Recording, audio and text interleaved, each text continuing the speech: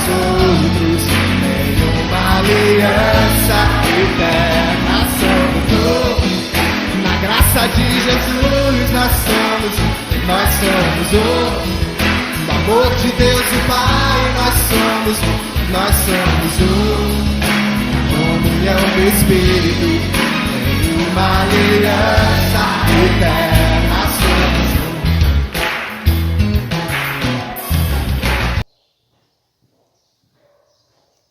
Olá, querido irmão, graça e paz, que bom mais uma vez estarmos aqui para podermos cultuar ao Senhor, mesmo aqui dessa forma, você aí na sua casa, eu aqui no templo.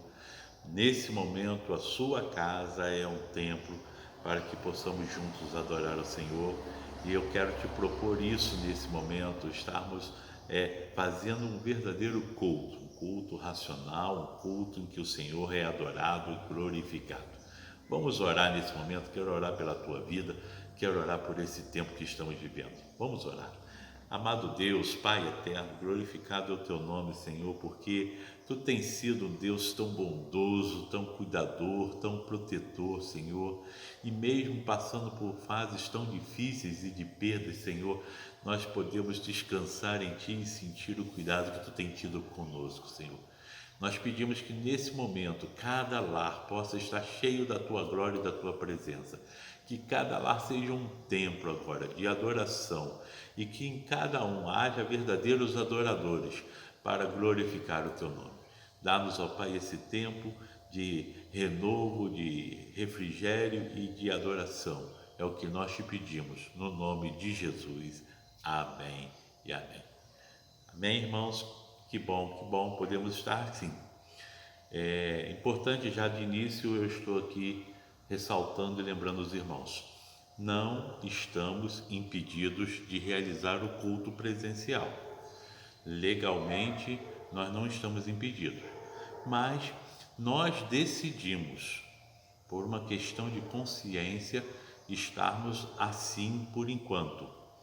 Por que isso? Porque o índice hoje pela manhã de ocupação dos leitos estava em 77%, o que é muito complicado para a saúde da nossa população. Então, por uma questão de consciência, nós estamos ainda assim realizando dessa forma virtual o nosso culto. Nós estaremos semana a semana avaliando, vendo a situação, e assim que os índices baixem e a gente se sinta seguro, voltamos para o presencial. Por enquanto, estamos dessa forma. Vamos adorar o Senhor. Nesse momento, a sua casa é o templo. E é uma oportunidade para você, então, estar cultuando com a sua família. Vamos orar, agradecer a Deus, engrandecer a Deus. Vamos adorar, vamos cantar, vamos ouvir a palavra do Senhor juntos. E o Senhor está nos abençoando e continuará nos abençoando. Vamos adorar o Senhor agora com um cântico. Vamos louvar o Senhor. Faça aí a adoração na sua casa. Amém?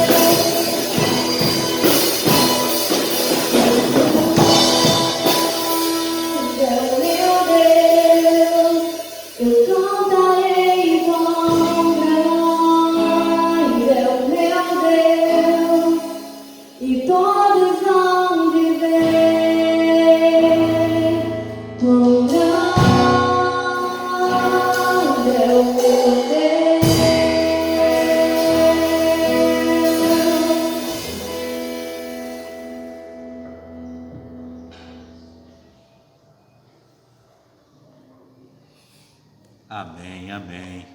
Louvado seja o nome do Senhor. Quero compartilhar uma palavra com os irmãos. A história nos conta sobre um homem chamado Neemias. Todos nós já ouvimos falar sobre ele. Neemias, ele viveu num tempo e passou por uma situação bem complicada também. Uma situação de dor e de tristeza. Diz o texto do livro que é atribuído a Neemias, no capítulo 1, que ele recebeu uma visita e ele quis notícia de Jerusalém e de todos aqueles que ele conhecia, e as notícias não eram boas. Deram para ele a notícia de que os que sobraram, Jerusalém tinha sido atacada, Jerusalém tinha sido tomada, e foram levados escravos, muitas pessoas morreram e outros foram aprisionados e levados escravos para a Babilônia. E a cidade ficou destruída. Os muros foram derrubados, os portões foram queimados, e a notícia que trouxeram para Neemias foi assim: ó, os que sobraram estão passando por uma grande tristeza, por apertos, por dificuldades financeiras, por problemas de saúde, desânimo, cansaço, desmotivados. E diz o texto no versículo 4: e sucedeu que, ouvindo eu estas palavras, assentei-me e chorei e lamentei por alguns dias, e estive jejuando e orando perante o Deus dos céus. Neemias recebeu essa notícia com pesar. Naquela época, os muros representavam muita coisa. Uma cidade com os muros quebrados ou sem muros e sem portões era uma cidade fragilizada, era uma cidade muito fraca e então sem nenhuma proteção. E Neemias sabia disso, por isso que ele pergunta, e quando fala que os muros estavam caídos, os portões foram queimados, mostra o grau de humilhação que Jerusalém estava. A bela Jerusalém agora estava em ruínas e totalmente humilhada e fragilizada. Os muros quebrados e os portões queimados demonstrava para todas as pessoas que Jerusalém não suportou um tempo de ataque, e ela foi então tomada e ela perdeu a batalha. A situação era bem delicada. Por quê? Porque os que ficaram em Jerusalém, eles agora não tinham nada, e eles só tinham lembranças de um tempo bom. Aqueles que ficaram olhavam pela janela e o que eles viam era a destruição, a perda, um cenário de dor, um cenário de tristeza. E eles então só podiam chorar e lamentar. Não tinha perspectiva, não tinha esperança, eles não conseguiam pensar em uma possibilidade de retomar a vida. Sem liderança, com o coração partido porque perderam pessoas, entristecidos, a saúde comprometida, os recursos financeiros não tinha, a alimentação difícil, a humilhação, um sentimento de derrota e um sentimento de perda muito grande. Essa era a situação que as pessoas que sobraram, os que resistiram, os remanescentes que moravam em Jerusalém estavam vivendo. Imagine agora você, Neemias, que estava em Suzã, e que fica aproximadamente quase 2.500 quilômetros de distância, aonde é o Irã, e ele estava lá distante, sem notícia. Naquela época não tinha notícia, não tinha televisão, não tinha rede social, não tinha rádio, não tinha nada disso, nem telefone. Ele sem notícia. E quando chega alguém que faz uma viagem dessa e dá a notícia para ele, ele sente-se arruinado. Na memória dele só tem as lembranças de um tempo que ele viveu lá e das pessoas que agora ele não vai ver mais, ele não vai mais encontrar, que ele perdeu, e a lembrança da bela cidade ele tem agora, e projetando a imagem do que possivelmente está: derrota, humilhação, destruição. O texto fala que quando ele recebe essa notícia, então ele senta, ele diz que ele sentou, chorou e lamentou por vários dias. Talvez você que está me ouvindo, me assistindo agora e participando desse culto, talvez você também esteja passando por tempo de choro e de lamento. Ultimamente está sendo muito difícil. Tem dias que eu nem tenho vontade de abrir as redes sociais, porque toda vez que eu abro lá nas redes sociais, eu vejo uma postagem de um nome conhecido, uma foto de uma pessoa conhecida, dizendo que é uma nota de falecimento. Quem aqui não tem perdido amigos, conhecidos, parentes? E é um tempo de tristeza, tempo de lamento. Quem aqui não tem lamentado? Quem aqui não tem vivido, de certa forma, o medo? A nossa humanidade nos faz isso. E Neemias, ele não estava correndo um risco, mas o coração dele estava entristecido pelas perdas que ele teve. Quem sabe você, além das perdas, também está assustado e com medo, porque você também está correndo risco. Eu, você, todos nós. Então nós estamos num tempo assim, de lamento, de tristeza, de dor, e isso para muitas pessoas tem deixado um desânimo muito grande, talvez até sem perspectiva. Alguns talvez até pensam que não sabe se vai passar por isso, se vai conseguir resistir, se vai sobreviver a isso, e outros talvez até pensando que não vale a pena mais sobreviver a isso. Tamanha tristeza, tamanha angústia, talvez eu esteja falando para você. Mas eu quero te dizer que Neemias, apesar de ter passado por esse tempo de tristeza, por esse tempo de angústia, ele também nos dá uma receita. Ele nos dá um exemplo, ele nos dá um testemunho. Ele diz que ele sentou e chorou e lamentou por vários dias, mas ele diz, jejuando e orando ao Deus dos céus. A primeira coisa que eu quero nessa mensagem é convocar você para um tempo de jejum e oração. Triste, angustiado, humilhado, em lamentos, mas chegou um tempo em que nós precisamos jejuar e clamar, porque só Deus tem a resposta para nós, só Deus. Porque muitas vezes nós ficamos só no questionamento, por que Deus, por quê? E eu quero te dizer que nem sempre Deus vem trazer esclarecimento às nossas dúvidas. Há questionamentos, mas nem sempre Deus responde os nossos questionários. Deus sempre responde à oração, mas não necessariamente esclarecendo o que me deixa em dúvida, o que eu não consigo entender. Então, como é que ele responde, pastor? Eu te digo da seguinte maneira: Deus responde. Ele responde quando ele não esclarece, ele responde fortalecendo, para que eu possa, mesmo sem compreender, suportar. E posso então prosseguir, eu posso continuar. Deus trata diretamente com Neemias. Possivelmente desse tempo de jejum e clamor, Deus não contou para Jeremias, não disse a Jeremias os porquês, mas Deus fortalece o coração de Neemias.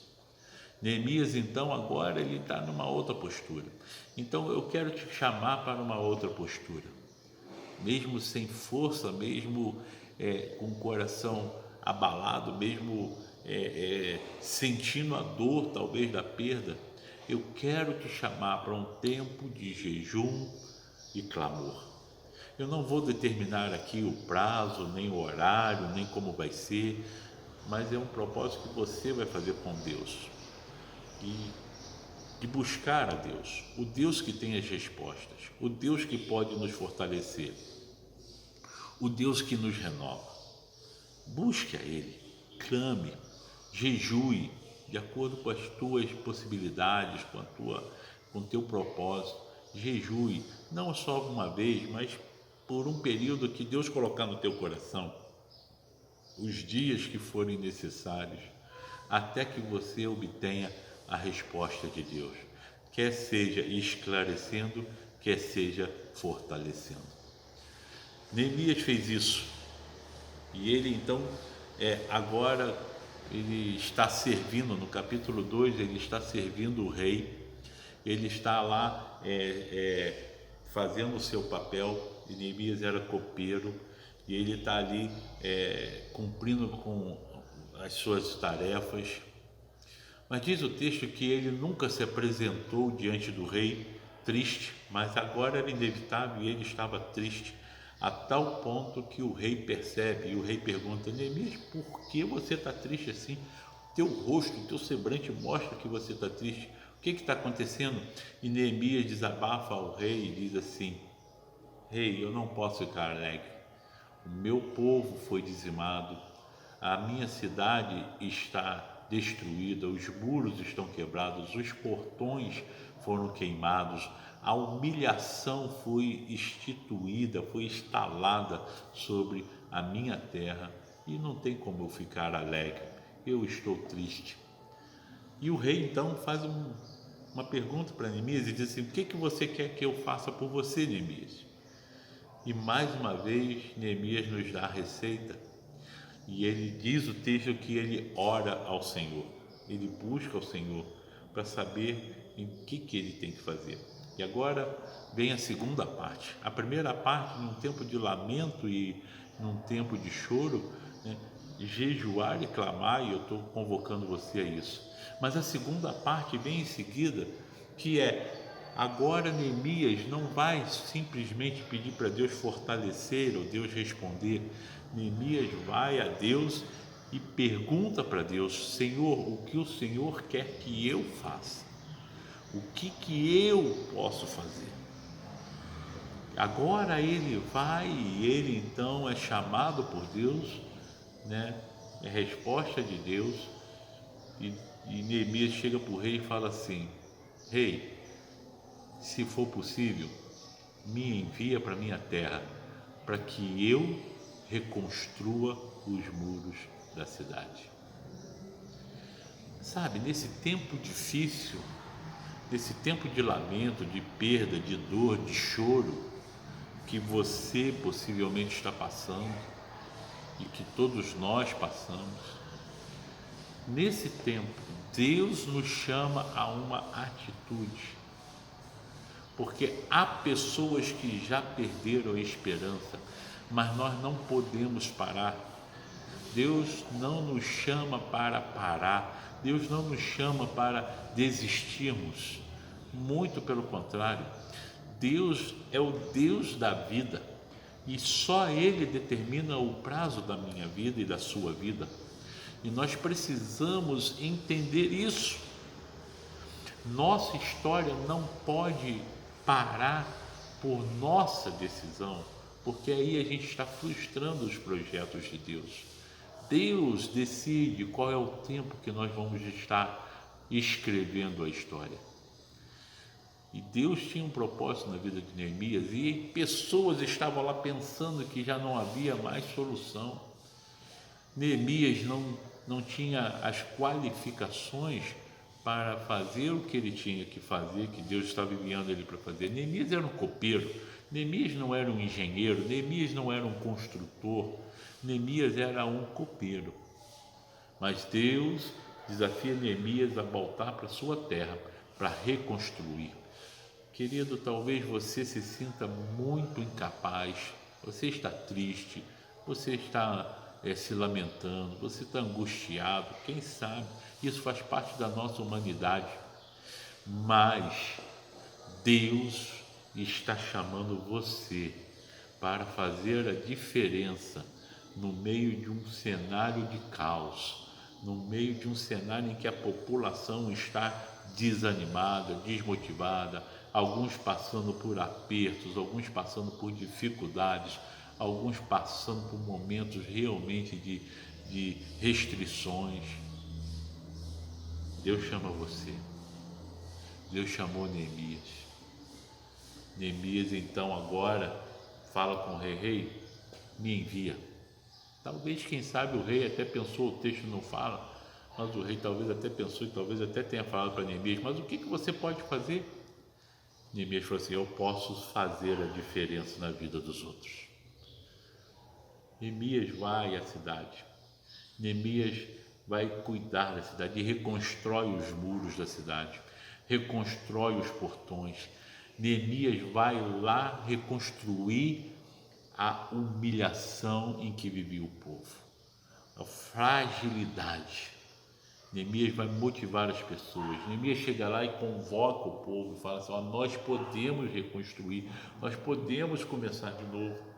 Talvez muitos disseram assim: como? Não dá, Neemias, tu é um copeiro, como nós vamos reconstruir? Neemias fala assim: Deus está no controle, Deus me chamou, Deus vai ser a nossa força, Deus vai restaurar. E Neemias envolve as pessoas e as pessoas vão se envolvendo, e cada família num pedaço do muro está lá e cada um vai reconstruir uma parte, tomar conta de uma parte, cada um fazendo a sua parte. A cidade vai ser reconstruída, a humilhação vai acabar, tudo isso vai passar. Querido, você com a sua família pode fazer a sua parte. Não é tempo de ficar questionando, não é tempo de achar que isso está certo, que aquilo é melhor, que isso está errado. É tempo de agirmos, é tempo de pegarmos a nossa família, nos cuidarmos e cuidarmos dos outros. É tempo de clamarmos a Deus e nos dispor para que Deus nos use como Ele quer. É tempo de ouvirmos o que Deus quer falar e fazer através da minha vida e da tua vida, da minha família e da tua família. É tempo de reconstruir os muros, reconstruir aquilo que tem sido a nossa humilhação, um vírus que tem paralisado o mundo, os poderes, as autoridades, e não importa se tem bens ou se não tem bens, se é rico, se é pobre, se é crente, se não é crente. É um vírus que está afrontando a nossa dignidade.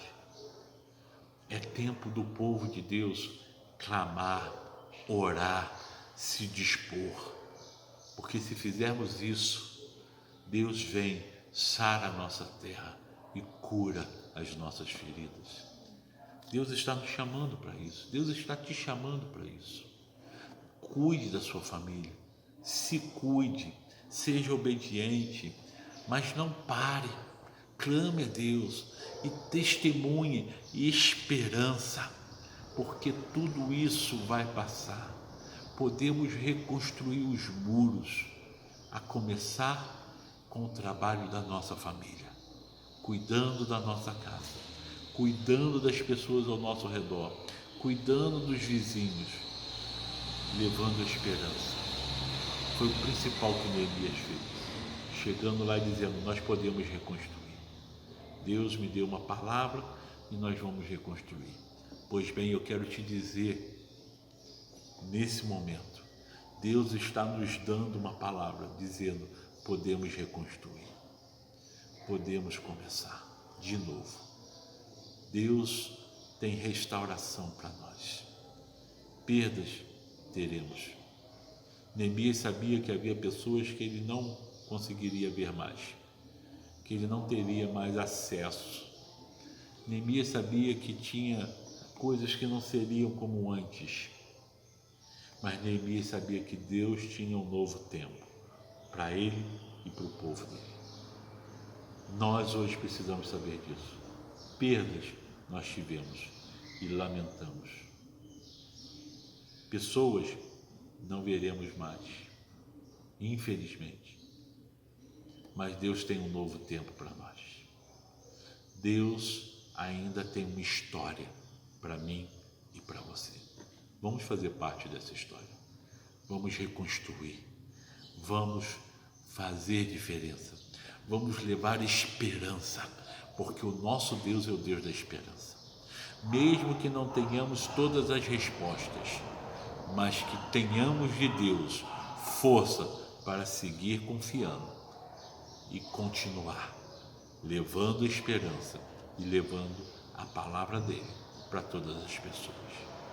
Assim, os muros serão reconstruídos, os portões serão reerguidos, a humilhação cessará e nós vamos continuar glorificando a Deus, porque Ele é o Deus da vida, o Deus de honra, o Deus de glória. Que Deus nos abençoe. que tenhamos essa postura. Então convoco você a um tempo de jejum e clamor. Convoco você a se dispor para Deus te usar. Vamos orar nesse momento? Senhor, eu quero te pedir que tu abençoe, ó Pai, meu irmão, a minha irmã que está participando agora e está orando. Talvez, Senhor, alguns com o coração abatido, talvez alguns entristecidos, talvez alguns, Senhor, se lamentando. Mas eu quero te pedir, Senhor, que tu traga força para cada um. Se é alguém que está, Senhor, passando por luto, que tu possa fortalecer a alma, o coração desses irmãos. Aqueles que estão, Senhor, em lamento, que tu possa restaurar a alegria a cada dia. Senhor, que nós possamos experimentar esse renovo, que possamos viver, ó Pai, os teus sonhos e projetos. Nesse tempo, Senhor, de perdas e desilusões, que, ó Pai, o teu povo possa sentir a tua presença e ter segurança em ti. Dá-nos sabedoria. Dá-nos sabedoria, Senhor, para agirmos, ó Pai, com segurança em todas as questões, para sermos prudentes. Dá-nos, ó Pai, sabedoria para ter uma palavra de esperança para as pessoas. Dá-nos sabedoria para cuidar das nossas famílias, cuidar das pessoas que estão ao nosso redor, pessoas que amamos. Dá-nos sabedoria.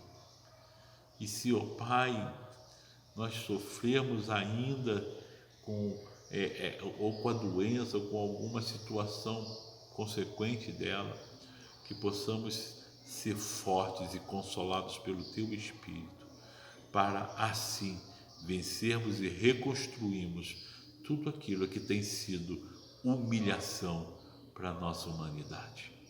Nós te pedimos que o Senhor venha sobre nós e cumpra em nós o Teu propósito.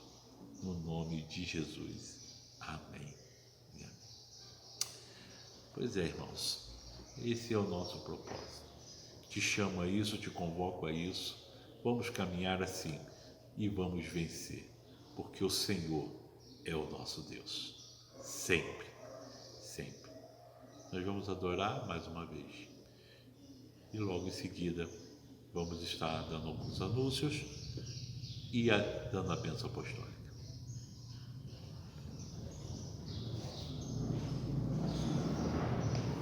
Dizer-me sou grado, me ama.